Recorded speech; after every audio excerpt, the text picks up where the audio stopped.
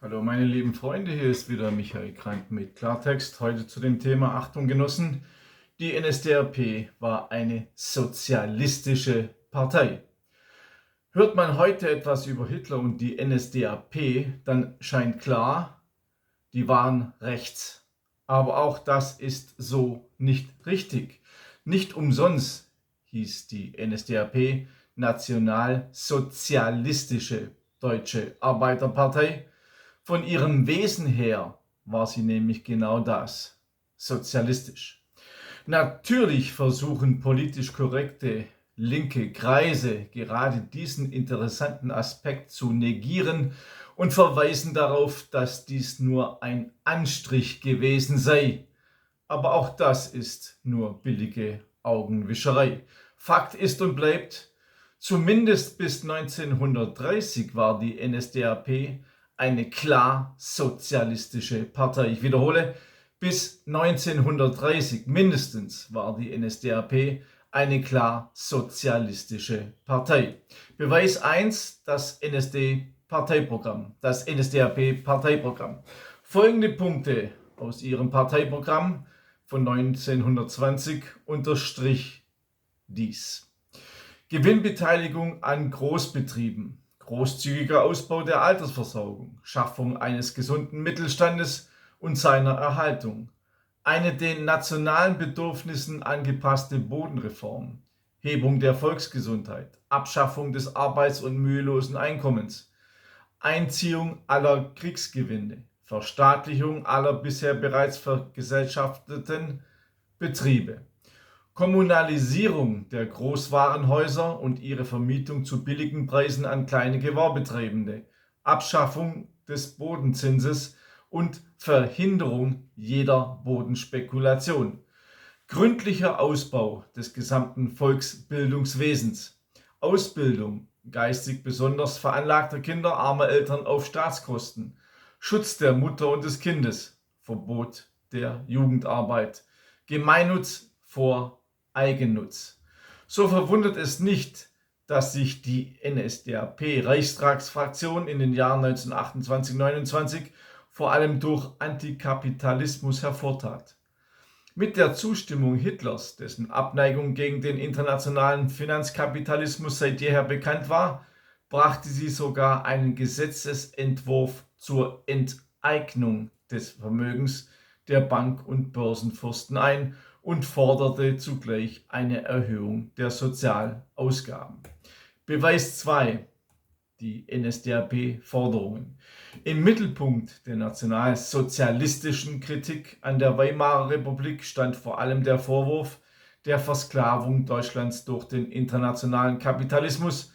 Noch im Sommerherbst 1930 forderte die NSDAP deshalb die Verstaatlichung von Großbanken, das Verbot des Aktienhandels, die Begrenzung der Kreditzinsen, die Konfiszierung sämtlicher Gewinne aus Krieg, Revolution und Inflation.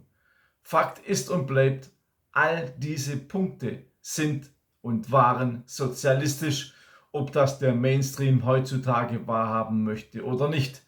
Zudem formulierten die NSDAP-Reichstagsabgeordneten ihre politische Stellung mit dem Slogan, und jetzt hört zu, SPD-Schwurbler, die NSDAP-Reichstagsabgeordneten hatten einen Slogan, der hieß: Wir sind keine Faschisten, wir sind Sozialisten.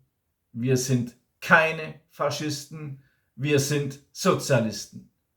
Die NSDAP war eine sozialistische Partei. Beweis 3. Das Reichswehrministerium.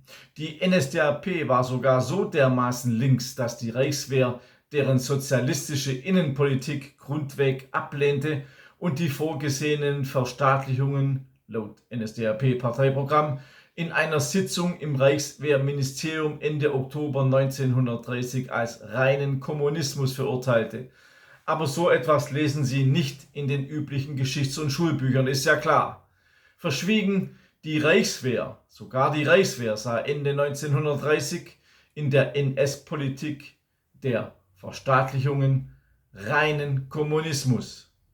Im Wahlkampf Oktober-November 1932 positionierte sich Hitler zudem gegen Juncker Vorherrschaft und Schlotbarone und für den Bauern und Arbeiter. Beweis 4.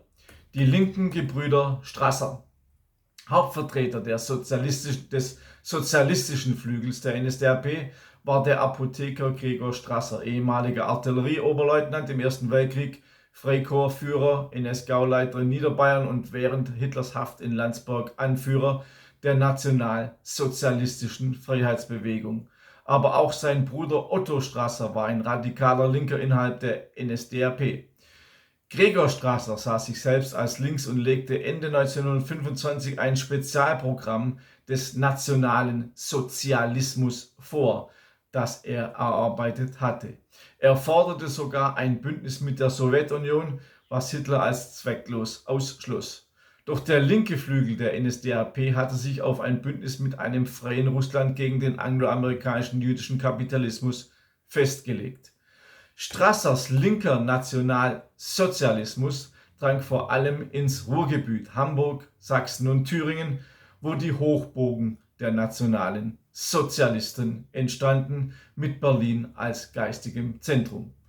Doch die Ergebnisse der Reichstagswahl im März 1928, der Wahlen in Lippe im Januar 1929 sowie in Mecklenburg-Schwerin und in Sachsen im Mai 1929 waren mager und Hitler nutzte dies, um die Partei neu auszurichten. Seiner Ansicht nach war es selbstmörderisch, mit sozialistischen Parolen, die keiner von denen der Kommunisten unterscheiden konnte, das Bürgertum zu erschrecken.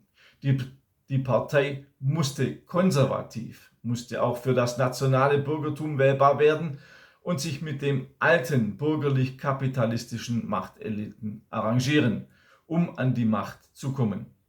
Hitler sollte Recht behalten. Beweis 5. Hitler sagte selbst: Ich bin Sozialist.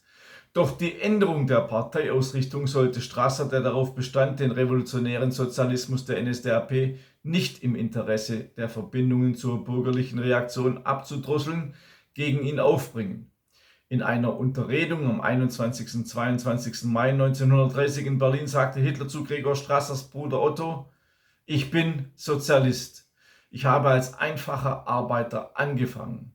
Ich kann heute noch nicht sehen, wenn mein Chauffeur ein anderes Essen hat als ich. Aber was Sie unter Sozialismus verstehen, das ist einfach krasser Marxismus. Zitat Ende. Verschwiegen, Hitler nannte sich selbst Sozialist. SPD, Schwurbler. Hitler nannte sich selbst Sozialist. Was die Linken wohl heute dazu sagen, dass Adolf Hitler, der böseste Mensch der Welt, ein Sozialist war und sich selbst auch so betitelte? Otto Strasser jedenfalls verließ im Gegensatz zu seinem Bruder Gregor die NSDAP. Er gründete Anfang Juli 1930 als linke Abspaltung der NSDAP die Kampfgemeinschaft Revolutionärer Nationalsozialisten. Im Gründungsaufruf hieß es, ich zitiere: Die Sozialisten verlassen die NSDAP. Zitat Ende. Aber nur rund 800 NSDAP-Mitglieder liefen anfangs zu Otto Strasser über. 1931 hatte die Kampfgemeinschaft etwa 5000 Mitglieder. 1933 emigrierte Otto Strasser ins Exil und opponierte aus dem Ausland weiter gegen Hitler. Er überlebte den Krieg, sollte aber erst im Jahr 1955 wieder deutschen Boden betreten. Also, SPD-Genossen, widerlegt das alles und schwurbelt nicht herum. Hitler war ein Sozialist und seine Partei bis mindestens 1930-31 eine sozialistische Partei. Eine sozialistische Partei. Basta, Ende und aus. Zu dem Thema habe ich ja eine Buchreihe geschrieben, Adolf Hitler, eine Korrektur, hier Band 2. In diesem Band erfahrt ihr alle Quellen, die ich heute im Video genannt habe. Ebenso habe ich ein eigenes Buch geschrieben. Ohne SPD wäre Hitler nicht an die Macht gekommen. Dieses Buch ist sehr wichtig, weil in diesem Buch beweise ich, dass die Sozialdemokraten den Nationalsozialisten den Weg bereitet haben für ihre Machtübergabe. Wichtiges Buch, wird heute verschwiegen. Und mein ganz neues Buch, Deutschland muss vernichtet werden, auf das möchte ich auch noch hinweisen. Es ist das erste und einzige Buch, das 100 Jahre Massaker an unserem deutschen Volk als Thema hat. In diesem Buch sind über 130 teils absolut grausame Fotos enthalten.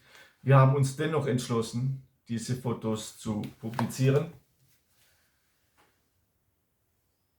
weil es eben die Massaker an unserem Volk, an unseren Kindern, Eltern, Großeltern, Alten und Frauen und Schwangeren dokumentiert. Wenn ihr teilhaben wollt an der Gedenkkultur, hier seht ihr das Titelbild noch einmal, dann könnt ihr euch dieses Buch zulegen.